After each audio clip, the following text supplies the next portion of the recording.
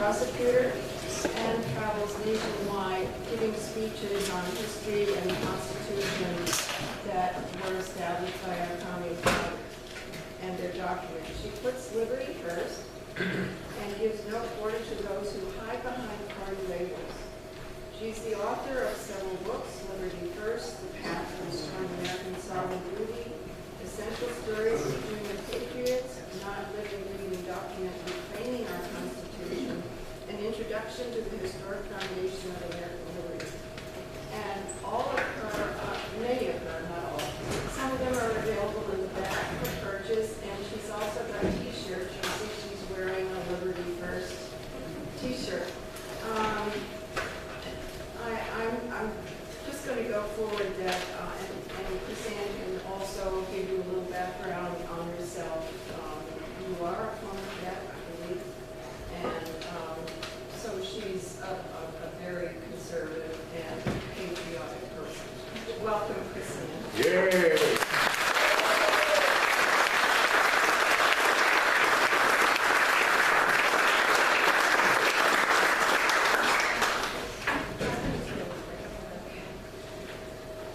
Can you hear me? Yeah. I left my clicker over there somewhere. Can you try to find it for me? Yeah. Oh, you got it? All right. Thank you. That is my son, Colton. He is my indispensable helper. Yeah. I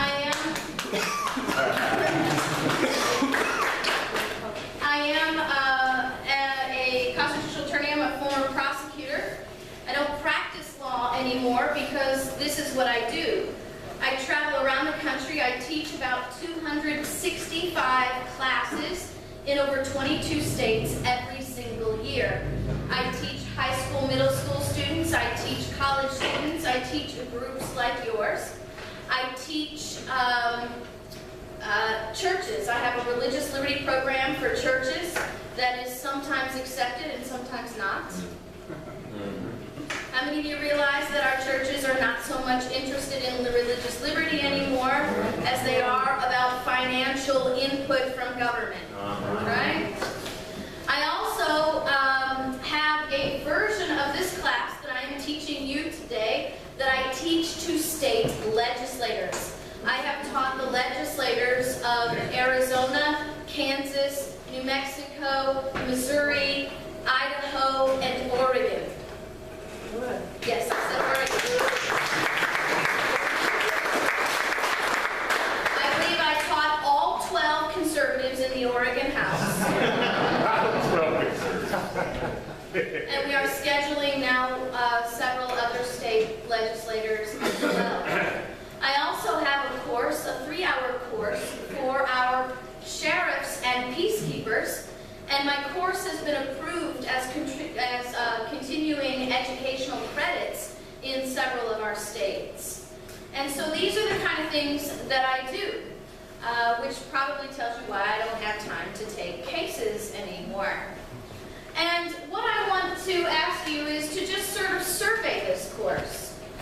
See if this is something, by the time we get to the end, that you would like your legislators to hear. Now, I'm very excited about the fact that we have several representatives of local government here. If you are a candidate or a representative of a local government, please stand up right now.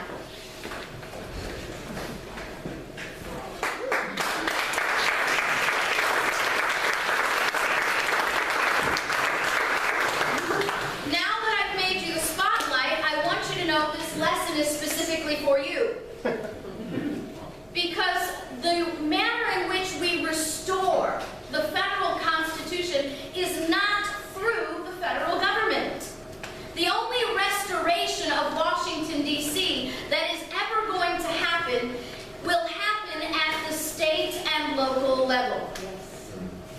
And so what we need to understand today is what is the job description of our state and local employees who raise their hand and say, I do swear I will support and defend the Constitution of the United States. Because I think that's our biggest problem, is our state and local people don't know what they're supposed to be doing. And that's part of what we're teaching here today. We're talking about restoring the Constitution and functioning functioning as a constitutional republic. And I think that sort of highlights the fact that we need to get over this sort of error that we are a democracy. Okay? Right? It's not a slip of the tongue to call us a democracy. It is not just simply semantics. It is a big problem. Because even our framers, James Madison specifically said that pure democracies are the recipe for destruction. And so we need to understand there's a difference between a democracy and a republic. And it's the republic that our framers chose because it's the republic. It is only the republic that will secure the blessings of liberty to ourselves and our posterity. So let me ask you a question. How many of you think the federal government is out of control? Right? I mean, after last week, if you don't think the federal government is out of control, you need to crawl out from underneath your rock. This is crazy. Yes. Absolutely crazy. Now, I ask this question all over the country, and nearly unanimously I get this answer. The question then to me is probably, well, isn't that because you're always preaching to the choir, KrisAnne? Well, I, for one, think there's nothing wrong with preaching to the choir, because most of the choir that I teach lacks essential information that we've been denied for generations. Yes. So I'm here to edify, encourage, and inspire the choir to do their job. But above that, I don't just speak to the choir. As a matter of fact, I have spoken to several bar associations. Okay? There's probably not a more hostile audience to the Constitution than a bar association. But when you ask that question, there is no political distinction. Everybody on all sides thinks that the federal government is out of control. Now they have different reasons, right? But it's still the same. So let's look at that. How out of control is the federal government? Because knowing the problem is the only way we're going to be able to discern the solution, right? Right. We need to train ourselves to ask the right questions. We do not have 3 co-equal branches of government. That is an insidious lie. We have branches of government that were vested with certain powers, and the Congress was vested with the most power. The only place co-equal fits with our governments is in regard to check and balance. The legislative is co-equal in its check and balance of the judiciary and the executive. They all have equal power to check and balance each other to maintain the integrity of separation of powers. But as far as vested power is concerned, the Congress was vested with the most power. The House of Representatives has more power than the Senate. Article 1, Section 7 of the Constitution vests the House of Representatives alone with the power of the purse. It says that the Senate may offer amendments, but that may is a promissory word. So if the Senate doesn't want to offer amendments, then guess what? The House budget stands. Here's another thing. If the Senate doesn't like the budget, too bad. The House budget stands. Because the Senate's input in a budget is not mandatory or requisite. It is permissory. The President of the United States has absolutely zero role constitutionally in a budget. He does not sign a budget. He cannot veto a budget. He has he's not even mentioned in Article 1, Section 7. And that was done for a reason. Because the House of Representatives are the direct representatives of the people, and the power of the purse is the most effective, efficient, and most powerful tool of the people to control government. That's what Madison is telling us. So how out of control is our government? Congress isn't even remotely operating constitutionally. If our conservative majority in the House of Representatives really hated everything they say they hate, they could defund it tomorrow if they wanted to. Yes, ma'am. Yes, ma'am. All they'd have to do is operate constitutionally. What about the executive branch? Now, I have a picture of Obama up here, but the truth of the matter is, even amongst the people that we are with, we must be honest with ourselves. George W. Bush issued executive orders that were destructive to the liberty and the Constitution of America. That's right. Why? Because we've established a precedent of the president to operate outside of constitutionally delegated executive authority. They think that's their job. And they act like that's their job because Americans don't know any better. They actually expect that. Do you know the president is not the leader of America? He's not. At best, the president is the leader of the military, but only when there is a formal declaration of war by Congress. Anybody know the last time we had a formal declaration of war? World War II. Every military engagement has been completely unconstitutional since World War II. The War Powers Act is not a justification for military actions because the War Power Act is unconstitutional. Congress can't delegate its power to the president. There's no authority for the Congress to do that. The president does not have unilateral power to do much of anything. The president has the constitutional authority to nominate people to cabinets and the judges' bench. But he doesn't automatically get his pick. The only way somebody becomes a judge or is appointed to the cabinet is with 2/3 consent of the Senate. The president can't unilaterally create treaties, even if he wants to call them deals. The only constitutionally, legally binding treaty is one that is ratified by 2/3 of the Senate. And the crazy thing is our founders made that distinction on purpose because they did not want our presidents to become kings. What about the judiciary? Talk about rogue. Look at what Jefferson says. The great object of my fear is the federal judiciary, that body like gravity, ever acting with noiseless foot and unalarming advance, gaining ground step by step, and holding what it gains, is engulfing insidiously the special governments into the jaws that which feeds them. And government will become as venal and oppressive as the government from which we separate. How many of you read newspaper, or we don't read newspapers anymore, do we? Read an article, heard somebody on the news, heard your friend or your local politician say, the Supreme Court ruled the other day, right? Courts don't issue rulings, kings issue rulings. Courts issue opinions.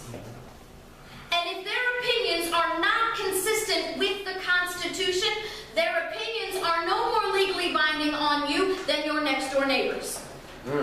Yay. How many of you have heard this statement? Roe v. Wade is the law of the land. No, it's not. That's what they said. It is not the law. There's another great precedent. It is a Supreme Court opinion. Supreme Court can't make law by opinion. The ability to make law is reserved to the legislative branch alone. If the Supreme Court is making law that is a per se violation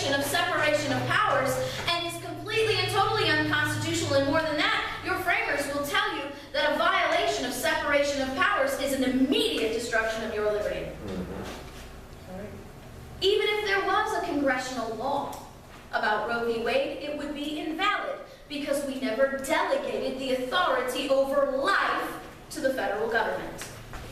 And a power not delegated yet exercised is an illegal power. So what needs to happen? Americans need to wake up. We need to understand the Constitution, but first and foremost, we need to pull the scales from our eyes and realize that the Constitution is not complicated. Politics make it complicated. Politicians want you to believe it's complicated, so you will not get involved. I don't know about you, I have a really hard time watching C-SPAN because my head explodes, right? Because it's not physically possible to reach in there and strangle people while they're talking. But during the Congressional Dog and Pony Show with FBI Director Comey, okay? It is a dog and pony show, you realize, because they're not going to do anything about this. No. They went on camera so they could get sound bites so that people would love them, and they're all bark and no bite. And so here's what happens. Representative Connolly, I don't remember what state he's from, says this. And this was pretty much the end point for me, watching this thing. He gets on there, he gets this whole just arrogant, knob in his head. He says, what we got out there is people reading federal statutes and telling us what we need to do. When people are reading federal statutes, that ought to tell us that they got too much time on their hands. What? Yeah, I heard that. I heard him say it. Wake up! They think that we are peasants. And that we ought to know our place. Yes, that's what he said. All of these things are destructive to our liberty. All of these agencies are completely and totally unconstitutional. So what do we do about it? Do you know that's the most asked question I get? How do we fix that? Does that surprise anybody? No. Here's the shocking thing, though. If we had been teaching the Constitution properly for the last 100 years, we'd know what to do. Because the solutions to controlling the federal government are exactly the same solutions that existed in 1787 when they started writing this document. When they ratified the Constitution of the United States, the solutions to controlling the federal government were established, signed, sealed, and codified. And nothing has changed except this. We have to learn to ask the right questions. And I realize that we are in an election year. I hate them. I absolutely hate election years because it gives people a false sense of doing something. Yes. Voting is not securing liberty. Right. Voting is what you do as a citizen of a republic once every 2 years. If you're real diligent, most are only at it once every 4 years. But liberty is something you must live and breathe and operate. It must be second nature to you every single day. So what's the right question? What's the wrong questions? Here's the wrong question. Who are you voting for President of the United States? One of the greatest afflictions in America is this idea of a presidential messiah that is going to fix all the problems in Washington, D.C. That's good. They do not exist. That's right. And even if you have a president who is operating constitutionally based on the limited power of the president, he couldn't fix it anyway. Because Washington, D.C. is not the fix.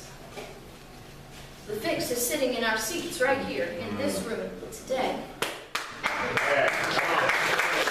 So what we need to do, what we must do, is start back at the beginning. Because when you lay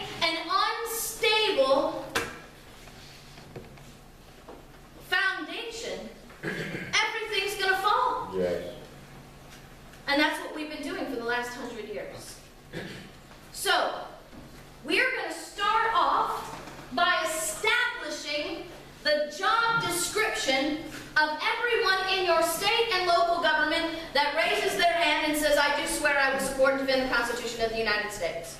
Because if we don't know what they're supposed to be doing, they're certainly not going to be doing what they're supposed to be doing. And here's the shocker. The number one job responsibility of your state and local government is not economic improvement. It is not resource management, it is not education, and it's not your safety and security. These are the legislators of the state of Virginia in 1799. Historically speaking, in 1799, we're dealing with very similar situations that we're dealing with today. In 1799, the federal government is stepping outside of its limited and defined box and usurping the power of the states and the local governments. And the legislators of 1799 are reaching out to their constituents and saying, we want to do our job, but we need your help. How many of you realize that your state and local governments won't do what you need them to do unless you make them do what you need them to do? They'll do a lot of stuff you don't need them to do, right? But these legislators are saying, look, we want to take care of our representative responsibilities. We don't want to shrink from our representative responsibilities, but we cannot stand strong and stand firm on what is right unless you are backing us up. What is their number one responsibility? To guard the sovereignty of the state. Yes. If you are not guarding the sovereignty of the state, there is no liberty, there is no prosperity, there is no security, and your children will be dumb as a sack of rocks. Because that's what the central government wants them to be. If you don't believe me, go to my website and read an article that I wrote called Stolen Education, Stolen Children, Stolen Future. It is an excerpt from Charlotte Iserbyt's book, The Deliberate Dumbing Down of America, in which the first founders of our Department of Education, which wasn't called that back then, it was called something else, I don't remember, said, it is our desire that we will have unlimited resources and the society will respond to our education with docility. Not my words, theirs. If you want your children to know what they need to know, you, at the local level, have got to get control of the educational system. That's how it was designed, and that's how we're supposed to be. What is the biggest threat to state sovereignty? Our legislators tell us. Encroachments. That's how they talk about federal funding.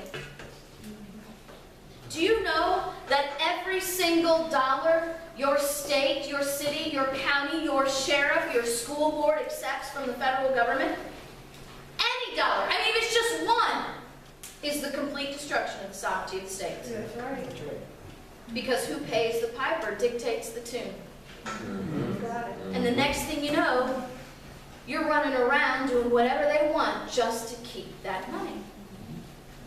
Now here's the other problem that they recognize. These federal encroachments look really good. That's why they're begging the people. We want to guard the sovereignty of the state because we took this oath. And we need to warn you about these encroachments, but they look really good. So if you like them and you keep demanding them, how are we going to keep them away? They say, look, these federal encroachments can be clothed with the pretext of necessity. Right? Because you know we all need federal health care, right? No, I'm serious. We have to have federal health care. If we don't have federal health care, we're all going to die. Going to die? Yeah, see, that's the bad news. We're all going to die. Federal health care just allows the federal government to decide who, when, where, and how you die. Yeah. Yes. But they'll not only be clothed with the pretext of necessity, they say, they may even be disguised by the arguments of expediency. Because you know we need to pass the bill so we can read the bill. Sound familiar?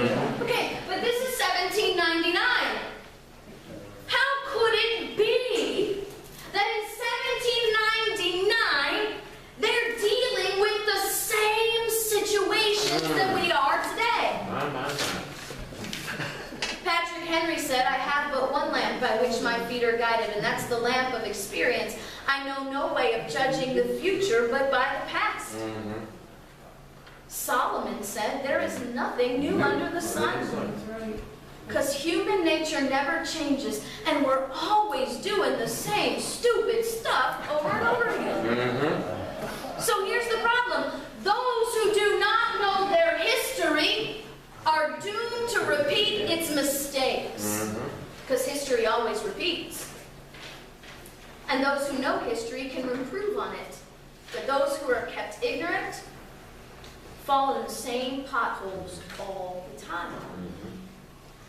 So now we're going to get back to some basics. How do we guard the sovereignty of the state? How do you guard something if you don't even know what it is? What is a state? What is sovereignty? What are we looking for? What are we trying to defend? So this is where we're getting back to basics. ABCs and 1, 2, 3s. Now this is not a lecture, okay? I want participation. And I'm going to be asking you some questions. I want you to be bold. I want you to be secure enough to shout out your answers. And so I'm going to tell you that these questions are going to seem so easy, you're going to think I'm trying to trick you. I'm not. I'm trying to show you that it is just this simple. So here's your first question. Which came first, the states or the federal government? States. See, I told you it was easy. Here's the problem. If we actually believed that to be true, we wouldn't have the federal government that we have today. By natural law and the laws of primacy, we would know that who came first is in charge. So let's look at the chronology of the formation of the state so we can actually know how far ahead the states came from the federal government. And that's important, by the way, knowing what came where and when. Here you go. We often teach our children that our states became independent from Great Britain on July 4th, 1776, with the signing of the Declaration of Independence. That is not true. Our states became independent from Great Britain on July 2nd, 1776, with the ratification of the Lee Resolution. The Lee Resolution proposed to the Continental Congress by Richard Henry Lee a three-step process to declaring independence from Great Britain. July 2nd, the Lee Resolution was brought to the Continental Congress floor, debated, voted, and ratified into law. Our states became independent of Great Britain as a matter of law. Just as legally binding as anything that our Congress does today that's constitutional. So knowing that, we have to then admit, don't we, that our states existed prior to a lot of things. They existed prior to the Declaration of Independence by 2 days, right? Not only that, well, let's pause for just a second. I'm going to come up here real quick. Can you see me better if I'm up here? I know that pole is like in the way. I'm trying to move around so that everybody can see me. I'm trying to find that right spot, that sweet spot that I can't find.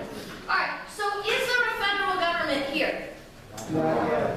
Very good. Is there a federal government here? No. Are you sure? Yes. Okay. Now we're going to get our first exposure to a federal government. Our first federal government experience comes through the Articles of Confederation. Now watch out. Enter in an insidious part of our society that I call federal supremacists. They are in both political parties. They're in all walks of life, and they will assert to you from one reason or another that the federal government is superior to the states.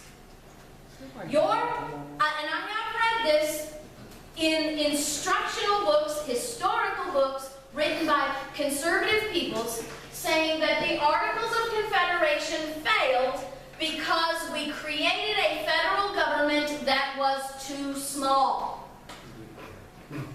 No, that is not true. It is true that the Articles of Confederation did not work, but they didn't work because we created a federal government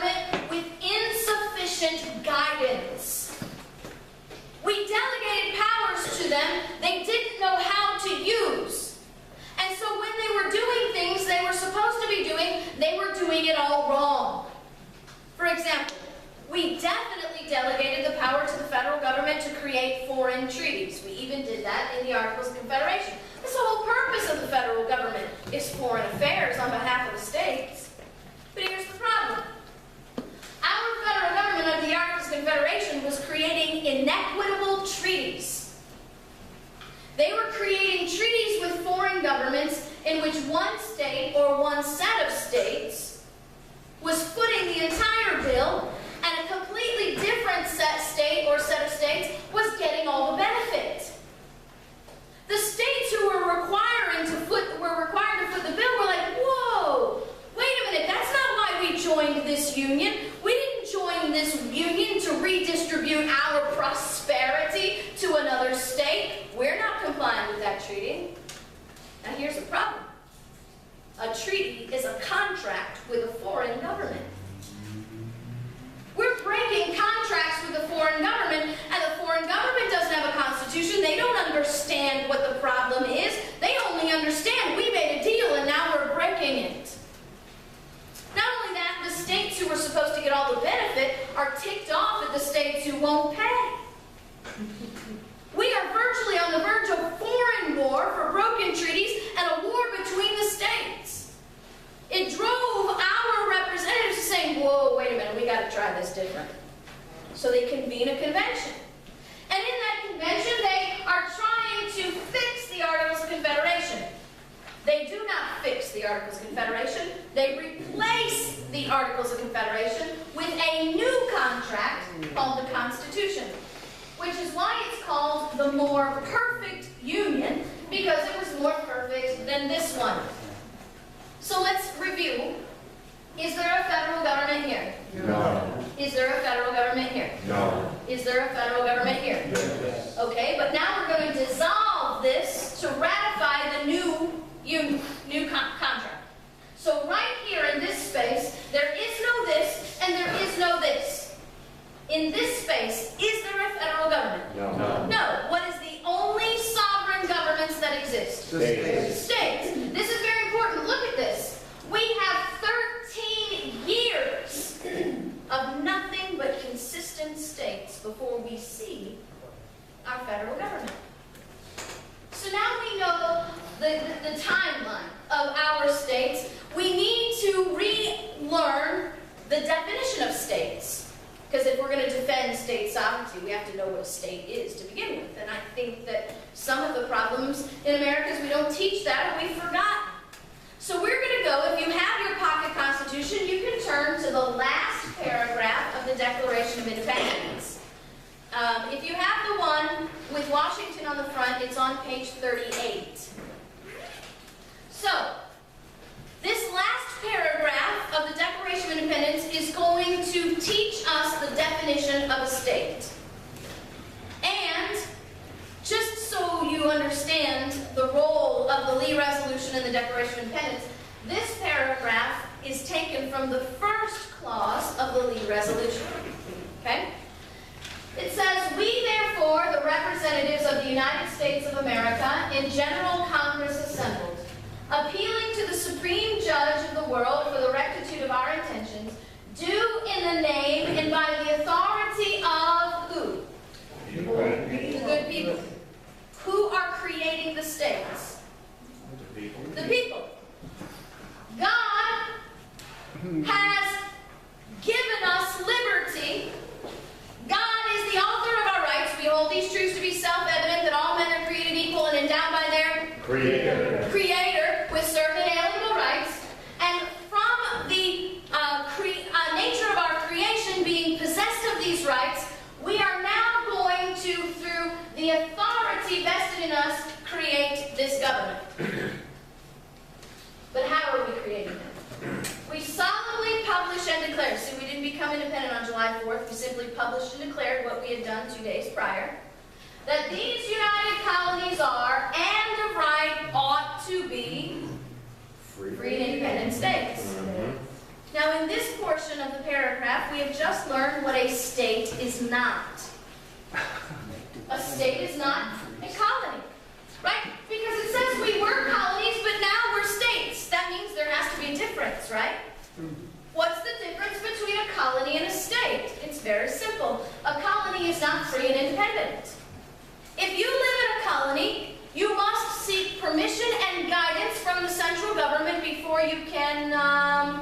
use your land.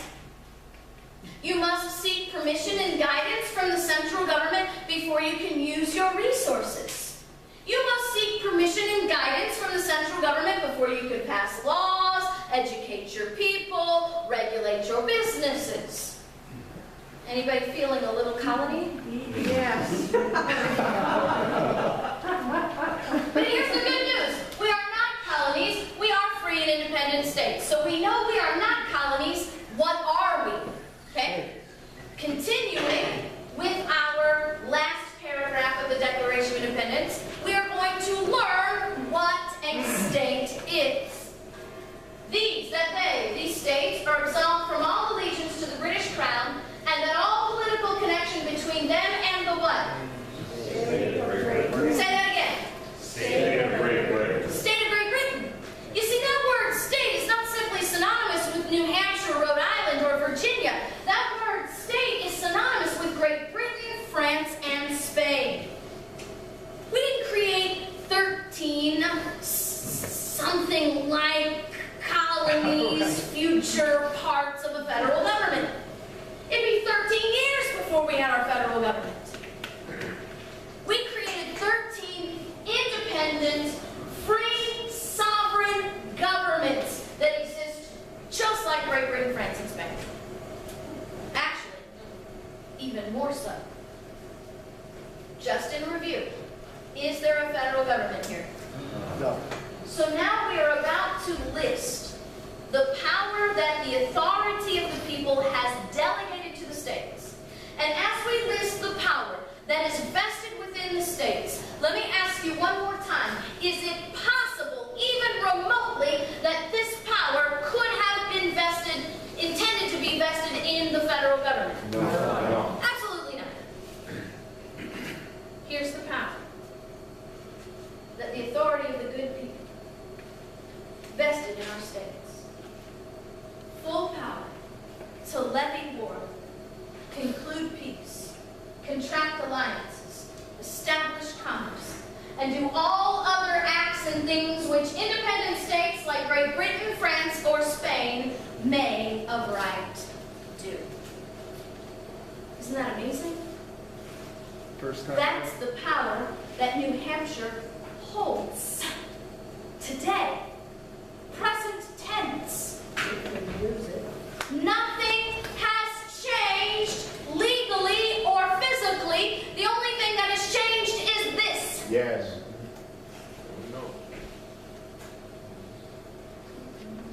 Somebody might say, well, that might be true, but when you joined the Union, you surrendered to your power. That's not what the Constitution says. The 10th Amendment says the power's not delegated. Are delegate and surrender synonymous? No, they are not. We did not surrender power to the federal government. We delegated power to the federal government. Now let me show you another little quick thing that you need to look at very, very closely. Something. Remember those federal supremacists that I told you about? They are busy at work behind the scenes, trying to create a new reality in which the federal government predates the states so that they can reassert superiority. Now I'm asking, is there a federal government here? No. Are you sure? Yes. Okay, but it says here, we therefore the representatives of the United States of America. If it says United States of America, how can there not be a federal government? Isn't that what we call the United States of America? Small U. Yes, because grammar matters. This U is not capitalized, therefore it is not a proper noun. This is an adjective which describes the proper noun of the states. The states are united in their declaration. Here's the problem. There are versions of the Declaration of Independence in print today in which that U is capitalized. Do you know what happens when you capitalize that U? Changes the whole thing. Everything! Changes. It makes the federal government the creators of the states. And that's temporally impossible. So, now that we know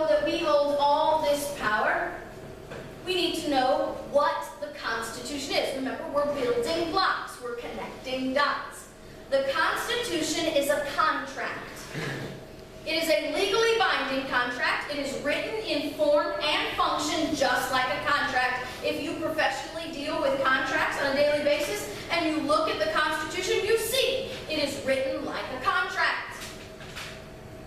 But something even better. Our framers don't call it a contract. They call it a compact, which is even more definitively descriptive of what it is. You see, a contract is an agreement between legally sovereign people. And when I say legally sovereign, that means you have attained the age of independence in the eyes of the law. Can your 15-year-old create a legally binding contract? No. No, because he's not sovereign in the eyes of the law. He's still subject to his parents. But the Constitution is not a contract, it's a compact. And a compact is not an agreement between legally sovereign people. A compact is an agreement between legally sovereign governments. And what were the only legally sovereign governments that existed prior to the ratification of the Constitution? States. You see, we all know that contracts have parties. The parties to the contract are the ones who design the contract and negotiate the contract and sign it into law. And once this contract is signed into legal agreement, it creates the product of the contract. The parties of the contract have to be the states because they're the only sovereign governments that existed. Enter in your federal supremacist friend, who's going to try to tell you that the Constitution is an agreement between the people and the federal government. Not true. And you can show that error with one simple fact. Was the Constitution ratified by popular vote? No. No. The Constitution was ratified through representation of 3/4 of the states. Your federal supremacist friend might try to assert to you that the Constitution is an agreement between the states and the federal government. That is a temporal impossibility. You see, the federal government is the product of the contract. It doesn't exist until the Constitution is ratified. You can't be a party to the contract if you are the product of the contract, because you can't sign the contract if you don't exist until it's signed. Right. So what we have, I told you this stuff is just simple, logical, critical thinking. And knowing that, we must then deduce that the states are the creators of the Constitution, right? Yes, they are. And knowing that they are the creators of the Constitution, we also then must admit that the states are the creators of the central government.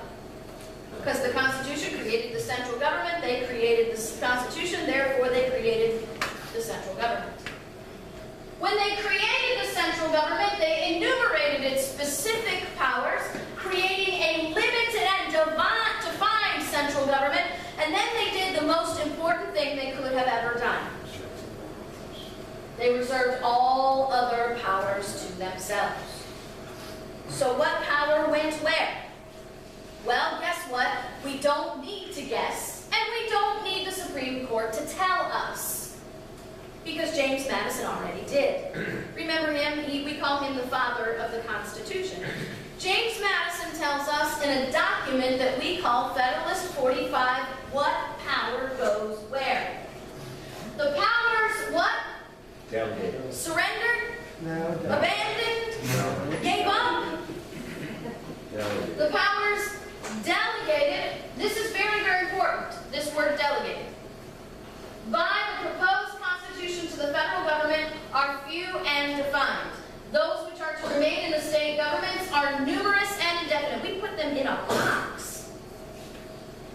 The former, these powers, will be exercised principally on external objects. That's how our framers described foreign affairs.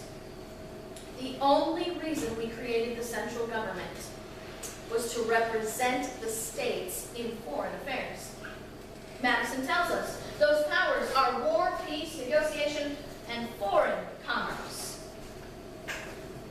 Didn't we see those powers listed somewhere else just a minute ago? Yeah. Like right here in the Declaration of Independence that created the states?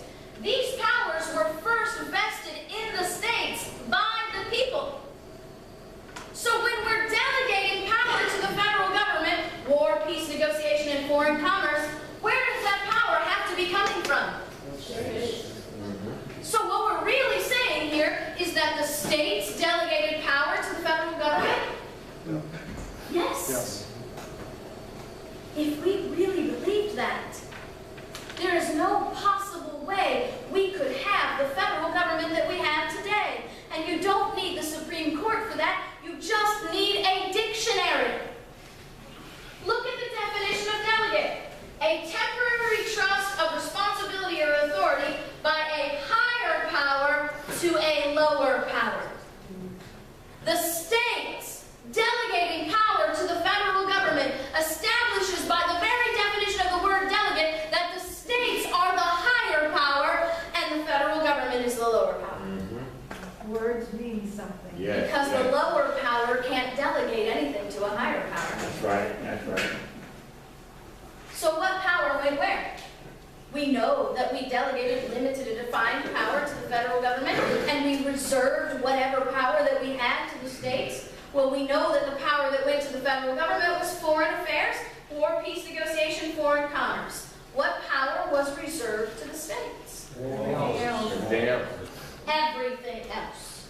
That's what Madison says. The powers reserved to the several states. That word several doesn't mean a few there. That word several means separate and independent, like severed. He says, though, to those several states will extend to, ooh, what's that magic three-letter word there? All. What does all mean? Oh. All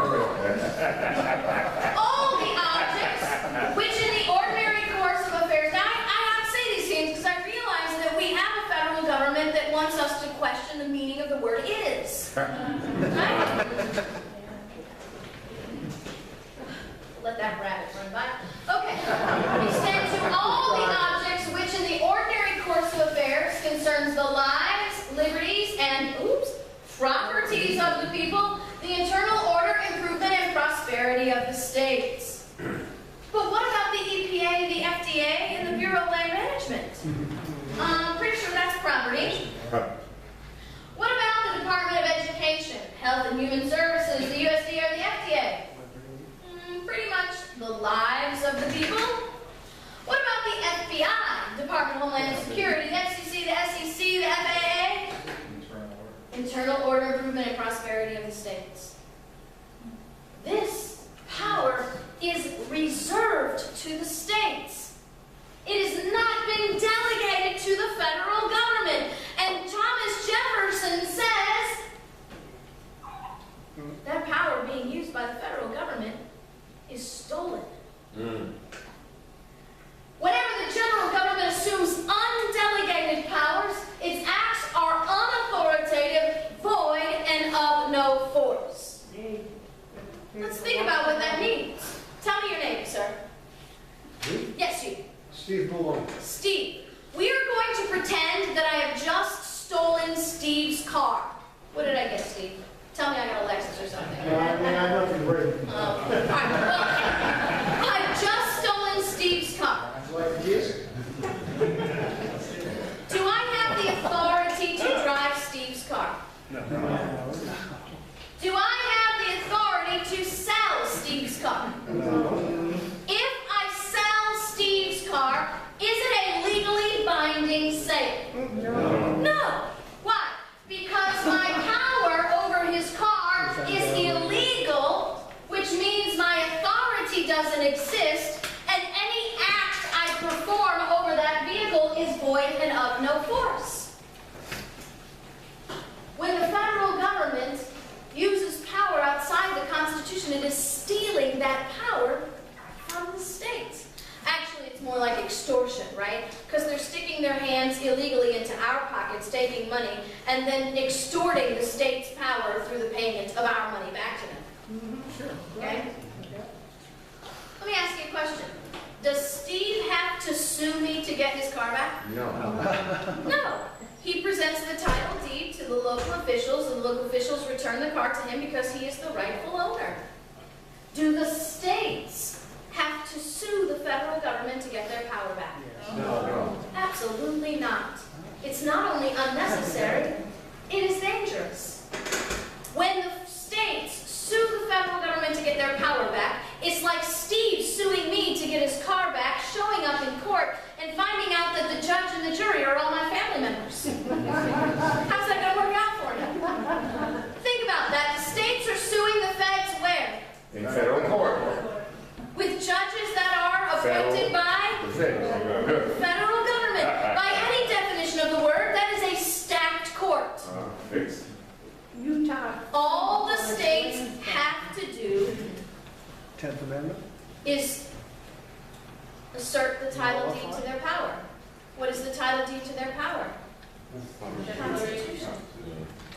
Here's the big question.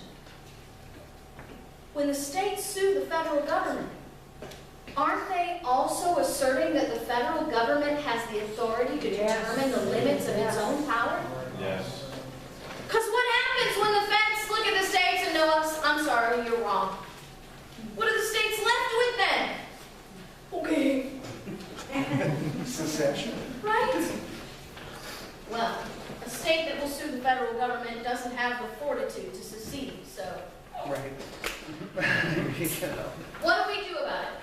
We have to understand certain terms. We learn to delegate. Now we're going to learn the meaning of another very important word. Madison said the power is reserved to the states. The 10th Amendment says the power is reserved to the states. John Calhoun is going to explain to us what happens when we don't behave as if the power is actually reserved. Now this is 1831, and what we need to realize is that today is not our first rodeo with the federal government out of control. It actually started pretty early. As a matter of fact, you can see James Madison standing before the House of Representatives in 1792, admonishing the House of Representatives and telling them, hey, you can't take tax dollars from the people to subsidize private industry. That's not what the General Welfare Clause means. 1792. We're at it again in 1799 and 1800. We're at it again in 1830. It's a period of history called the Great Debate of 1830. If you want to know how this one hopefully will not turn out, learn that history. But Calhoun says, the doctrine which denies the states the right of protecting their reserved powers. States have rights? I thought that only people had rights. Well, in this matter, people have the capital R rights. Grammar matters. This is a little r. And the states have a right to protect their power because of the word reserved. Let's think about that. If there's a chair up here on this stage, and the chair has a sign on it that says, reserved to KrisAnne Hall. If someone else sits in that chair, what do I have the right to do? Tell them to get up. Kick them out, right? If the chair says reserved, but I don't have the right to kick them out, is the chair really reserved? No.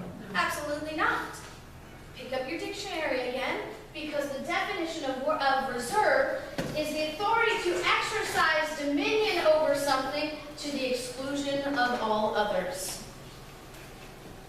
The powers reserved to the states gives them the right to exercise dominion of that power to the exclusion of every other government. By the nature of the definition of that word. And Calhoun says, if they don't have the right, then the power is not reserved. And if it's not reserved, that means it's the federal government that has the right to determine exclusively and finally its own power. And if the federal government has the right to determine exclusively and finally the powers delegated to it, are the states sovereign? No. So let's go remember something. What kind of document is the Constitution? It's a compact. A compact is an agreement between sovereign states. If the states are not sovereign, then they're like your 15-year-old and they've made an illegal contract that holds no legal weight. So if your states are not sovereign, the Constitution is dissolved and not binding, and your liberty is insecure. federal government, you're going to your room without supper. That's right. I mean, seriously, that makes us the children of the federal government. Yeah, yeah. Here's the good news. The states are sovereign. The Constitution is legally binding. Nothing has changed. Except here. So what do we do about it? Well, Madison is going to tell us. What is the designed solution? I'm not here to give you my opinions. My opinions are irrelevant. I am not even have I interpreted anything up here? No. These are historical facts and simple definitions. Madison says, in the case of deliberate, palpable, and dangerous exercise of other powers not granted who? The states have the right. Why do they have the right? Because the power has been reserved to interpose. What is interposition? It literally means to stand in between. It is the right of the states to step in between the federal government and the people to secure the rights and the liberties of the people. It's their right. But watch this. Madison kicks it up a notch. He says not only is it their right, they are duty bound. Can we all agree that a duty is greater than a right? Yeah. Because a right is passive. A duty requires action. It is a requisite action. Why would they have a duty to do this in addition to the right? Because we hold these truths to be self-evident, that all men are created equal and endowed by their Creator with certain inalienable rights. And to secure these rights, governments are instituted among men, deriving their just power from the consent of the governed. That is language from where? The Declaration. Which announced the creation of what? States. The sole purpose for creating the states was to secure our rights. They have no other reason for existence. And when they fail to accomplish the sole reason for existence, then they have no reason to exist. That's why they are duty bound. Because if they fail to protect our rights, we are no longer states. We are once again colonies. And we are not freemen in a constitutional republic. We are subjects of a federal kingdom. So now we know what we're supposed to be doing. How do the states interpose? Jefferson explains how interposition works. The several states who formed the Constitution being what? And do not forget the independent thing. Because your federal supremacists will try to assert to you that New Hampshire cannot act unless it has 49 other people telling them it's okay. Independent means those powers are yours. You don't need anybody else's permission. That a nullification by those sovereignties, who are the sovereignties? A nullification by those sovereignties is the rightful remedy. What is nullification? Nullification is Steve looking at me and saying, you stole my car, I'm taking the keys back. That's it. It's the state saying, you stole our reserve power, therefore your acts with that reserve power are unauthoritative, void, and of no force, which means we have no legal and no moral obligation to comply, and we will not comply. That's what nullification means. Because you have a right to secure your liberty through the security of the sovereignty of the states. How many of you, this is the first time you've heard nullification used as a power and to be exercised by the states? All right, let me ask it in the other. How many of you, this is not the first time you've heard nullification used as a power to be exercised by the states? Leave your hands up in the air. I'm going to ask one more question. Of those with your hands up in the air, how many of you have stood before your county commission, your county city council, your state legislators, your governor, your attorney general, and demanded that the state of New Hampshire nullify? Oops.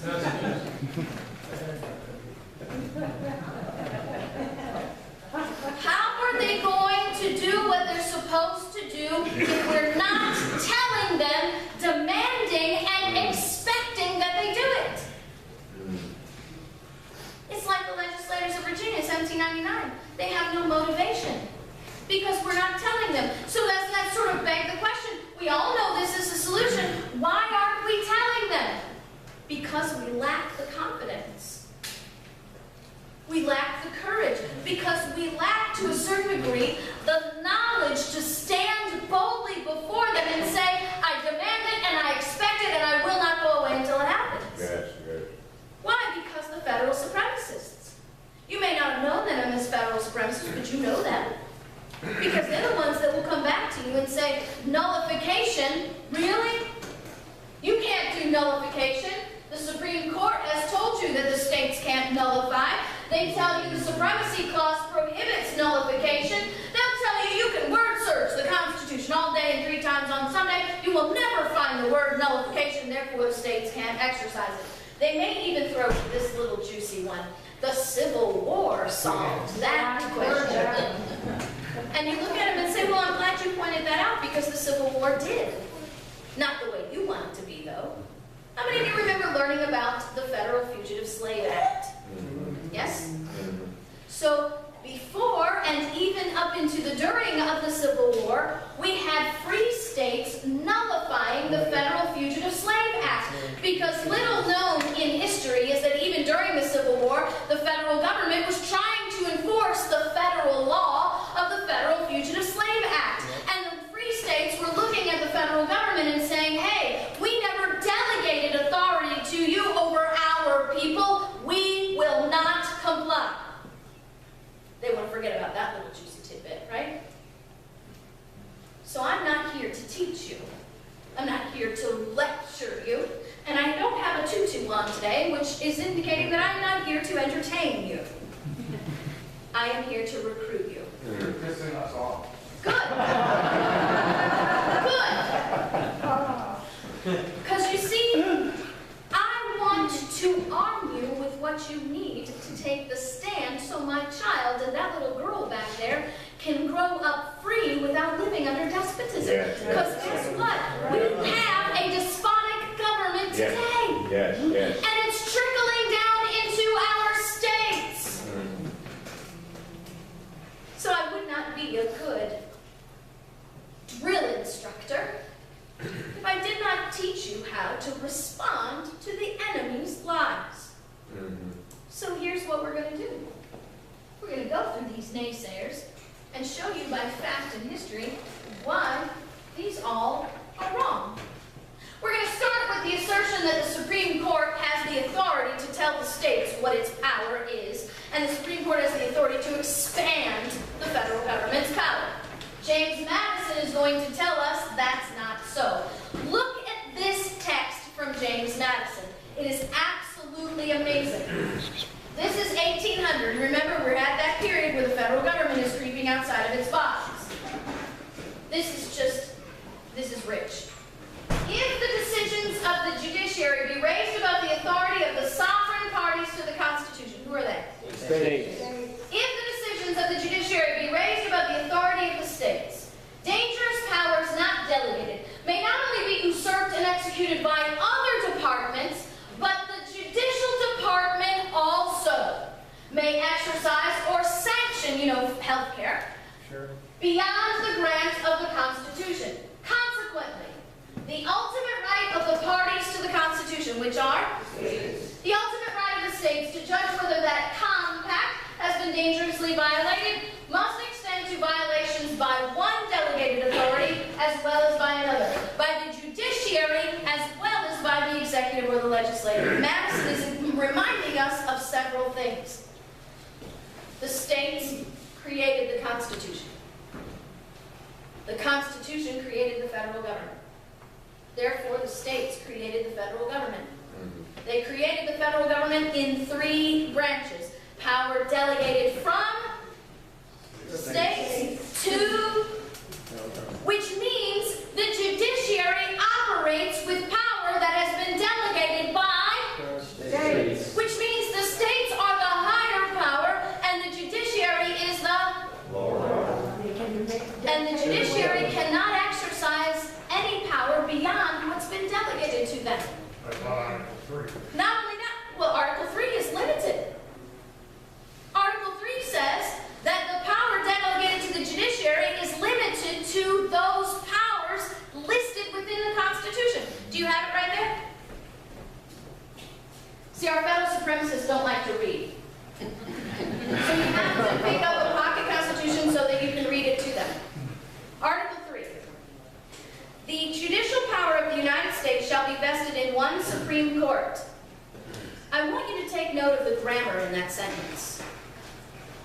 because the S is not capitalized.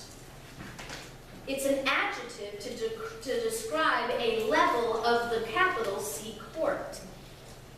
But we haven't capitalized that S, which has practically deified the Supreme Court. So vested in one Supreme Court and in such inferior courts as the Congress may from time to time establish. Section 2. The judicial power shall extend to all cases in law and equity. That's where your federal supremacists will stop. But there's a comma there, not a period. Arising under this Constitution. The judiciary has no more power than has been delegated by them, or to them by the Constitution. Arising under this Constitution, the laws of the United States, which are also limited by the Constitution, and treaties made, or which shall be made, under their authority. That's it. That's all I get. Just what items have been made federal. And isn't it just an opinion, right? You said that. And they're just opinions. And we'll get into that in just a little bit. Now look. 3 branches. Legislative, executive, and judicial. Madison is also reminding us that the judiciary is part of the whole. How does it make any sense that part of the whole can define the power of the whole? If part of the whole can define the power of the whole, then what is the limit of the whole's power? Its own will. That's not a constitutional republic, that's a totalitarian kingdom. Now, if you run across an educated federal supremacist, he's going to poo-poo your Madison's evidence, okay? He's going to tell you Madison's schizophrenic. He's an idiot. He's a flip-flopper. He's always changing his mind about nullification. No, he's not. Here's what your educated federal supremacist will give you. He will give you a quote from 1789 where Madison says that the judiciary will be the guardians of our rights. Problem is, how many of you have ever heard of this phrase? Context is king. Right? 1789 is a completely different situation than 1800. 1800 is exactly what we're dealing with today. A judiciary leaping outside of its bounds, the federal government leaping outside of its bounds. 1789 is not. 1789 is the ratification of the Bill of Rights. Yesterday, I had a class where I taught the students at Camp Constitution the purpose of the Bill of Rights. And the purpose of the Bill of Rights is to remind the people of their inalienable rights so the government won't take it.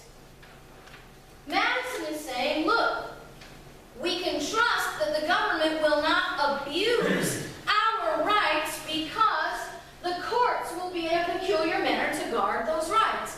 Why? Why would the courts be in a position to guard our rights? Because they're working on behalf of the states. Well, almost. That's close, but it's even more specific than that.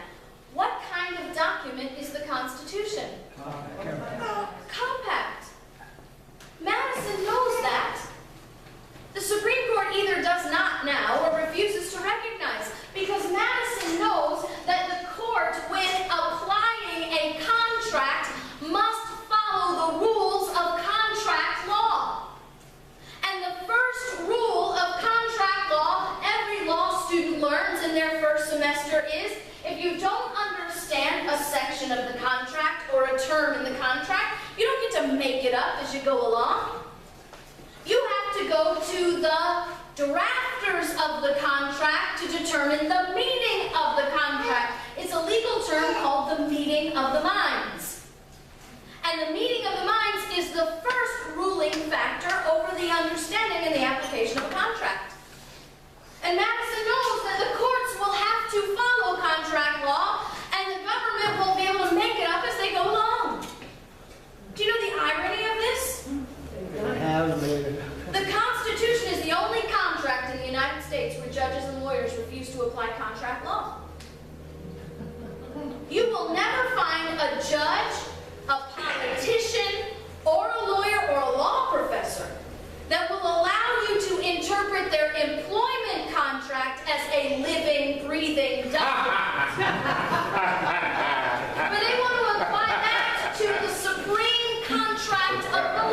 That's good. That's different, Queen. Now, you might have a hard time here if this was Madison's last words on this, but this is not, because right after this period, James Madison is going to tell us the greatest guard of our liberty. He's actually going to say, with greater power than any power on earth to protect our rights. Are you ready? Aren't you curious? Sitting on the edge of your seat? He says, besides the security of contract law in the courts, there is a great probability that the Bill of Rights in the federal system will be enforced because the state legislators will closely watch the operations of this, the federal government. Why will the state legislators be jealously and closely watching the operations of the federal government? Because they have a duty to protect their reserved powers. He says not only that, these state legislators will be able to resist with more effect every assumption of power than any other power on earth can do. And what you need to realize is that James Madison and his generation have known nothing but kingdoms for over 700 years. And in their experience with government, when you want to protect your land from the government stealing it from you, it's you on your porch with a sword against the king's army. Who wins? King's army.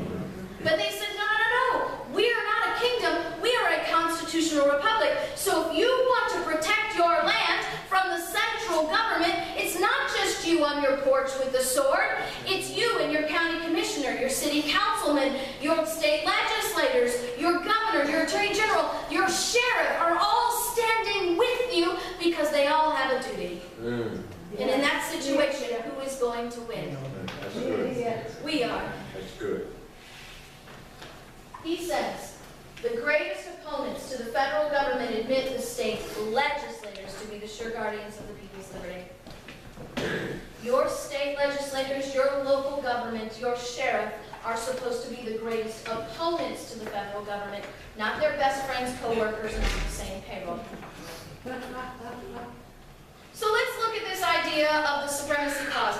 This is actually my favorite federal supremacist argument, because anybody that tells you that the supremacy clause prohibits the states from nullifying federal laws has either never read the supremacy clause themselves or are illiterate, because it's just that simple. First, we're going to look to Alexander Hamilton. Now remember, Alexander Hamilton is our big government guy of that day, which is not big government today. Okay? So Alexander Hamilton was probably a, I don't know, Federalist. conservative Republican who is establishment. Okay? You know, like, oh, I hate to say like Lindsey Graham because he's not really even close to being a Republican, right? Right. So, I don't know. If you have a big government Republican, that's Alexander Hamilton. See, when people try to play him out as being like big government Bernie Sanders, but that's not Alexander Hamilton. He is still small government compared to our idea of big government today. So Alexander Hamilton, our biggest government guy of that day, is going to tell us that the federal government is limited. This comes from a document that we call Federalist 78. No legislative act contrary to the Constitution can be valid. I don't think it gets much simpler than that. So let's look at the Supremacy Clause, because Hamilton's just told us what the Supremacy Clause means. How many of you remember diagramming sentences in school? How many of you liked it? Nope. I did. I'm like a boxer, right? Dots. I like things like that. So we're going to diagram this sentence. This is the Supremacy Clause. This Constitution, and the laws of the United States which shall be made in pursuance thereof, semicolon. Now this ... is language about treaties. We're not going to do treaties today, that's a whole other class. But we're continuing now with shall be the supreme law of the land. Grammatically speaking, we have two independent clauses, which means that if we remove this conjunction, we can create two separate sentences. This Constitution shall be the supreme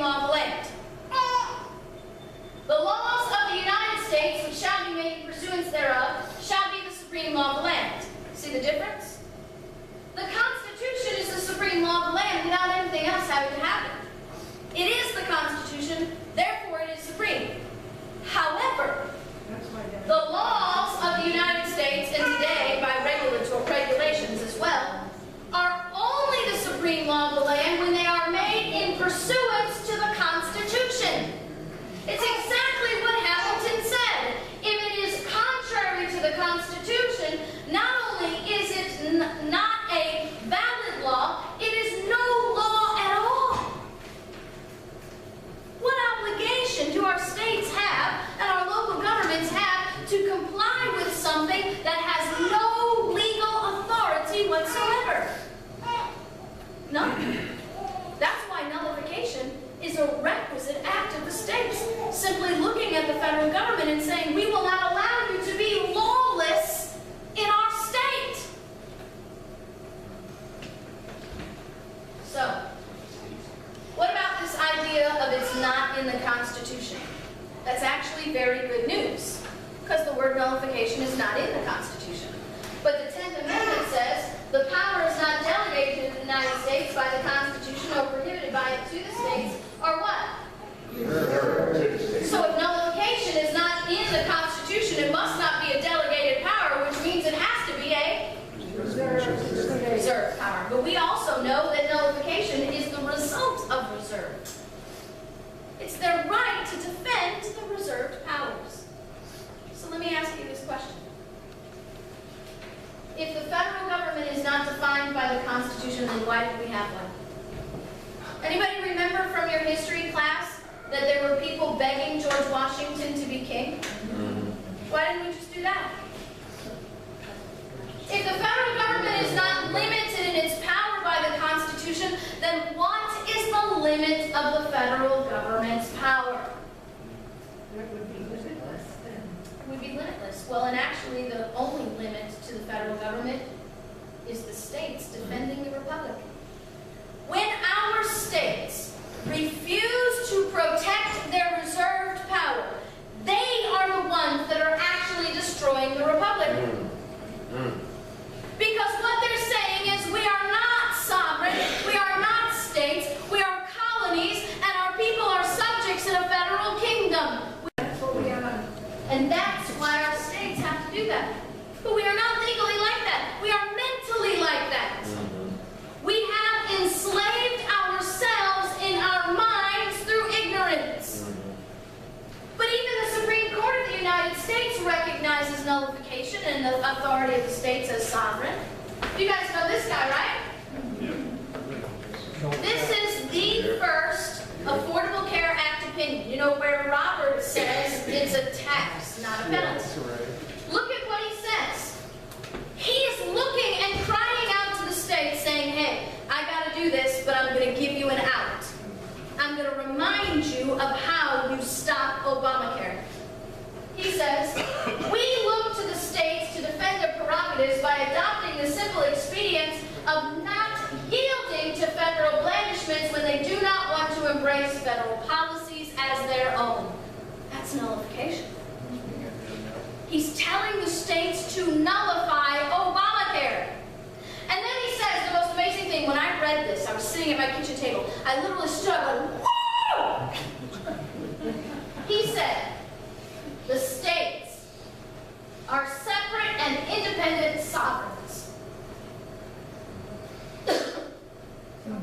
And sometimes they have to act like it. We never do. I will, as soon as I drink this.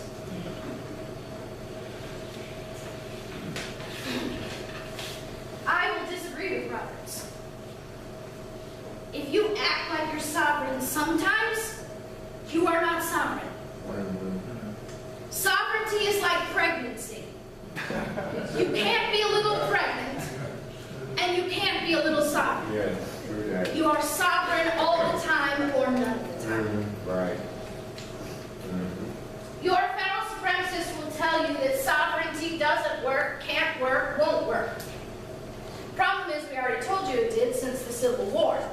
But not only that, the 10th Amendment Center is tracking over 300 pieces of legislation on the state, local, and municipal multiple levels, nullifying federal law. Not only that, they have sample legislation written for you. All you have to do is go get it and demand it and expect it. And here's the big million-dollar question, because now you have the solution. The solution is not revolution. The solution is revelation. Understanding the power that you hold and the duty that you have to control government. Do you know the greatest gift our framers gave us? It wasn't liberty. Our framers didn't give us liberty. That's a gift from God. Right. The greatest gift our framers gave us was the opportunity to self-governance. Do you know the greatest condemnation of America is our refusal to self-govern? That was the plan. Self-governance. The solution is through self-governance. And we are doing our children a disservice when we do not exhaust these measures. Because then what we're doing is condemning our children to the sword. Winston Churchill said, if you will not fight for the right, then you can easily win without bloodshed. If you will not fight when the victory is sure and not too costly, you may have to fight with all the odds against you and only a precarious chance of survival. He said that there may even be a worse case.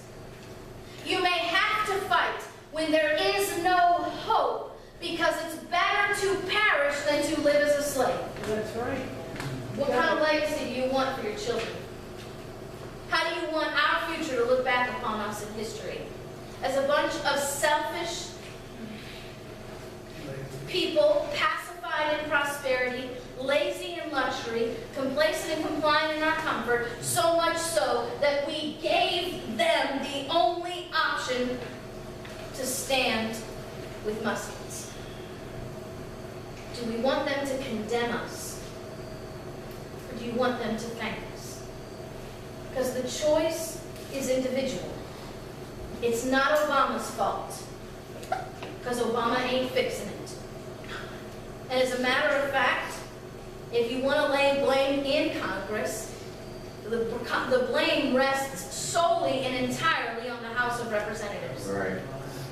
Because they could stop everything that the president is doing tomorrow if they wanted to. Right. That's By right. defunding. That's right.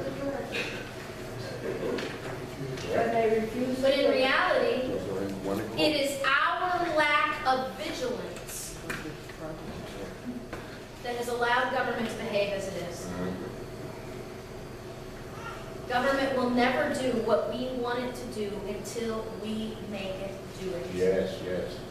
And we must decide on an individual level first that we will not comply. Because we are not a reflection of our government. The government is a reflection of its people. And we need to be reflecting our self-governance. Look at what Jefferson says.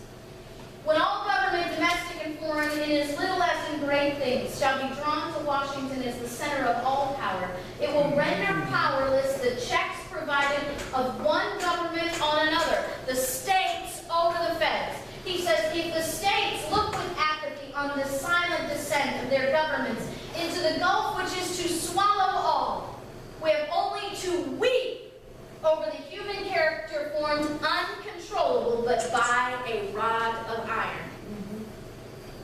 That's what we're condemning on our children because we won't act now. I want to ask you something. Life, fortune, and sacred honor is what they gave to us. Do we deserve more comfort than they have? Maybe we deserve less sacrifice. Or maybe they deserve less liberty.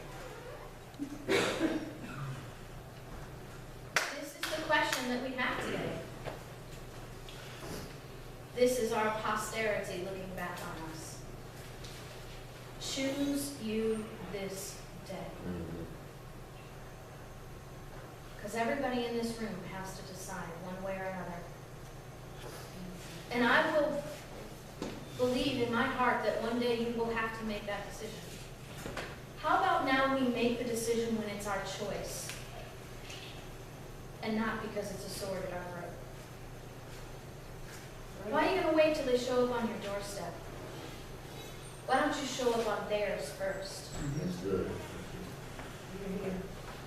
and make them do their duty and defend our liberty? It happens on the county level. It happens on the city level. It happens with your sheriff. It happens in the state legislatures. It happens with your governor and your attorney general and your secretary of state. And if it doesn't happen there, you're a kingdom with a sword and the king's men after you. It's just a decision. How do you want to be remembered? Right? And how do you want them to live? And we have the power. Do you see that? We have the power. This is not hopeless. We are not at the end of our road. We have yet to begun to do anything. And we have it all within our reach.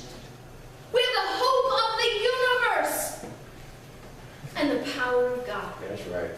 And if God is for us, who can be against us? That's right. So what are we waiting for? It's ours for the taking. Because it's already been given to us. We just got to secure it.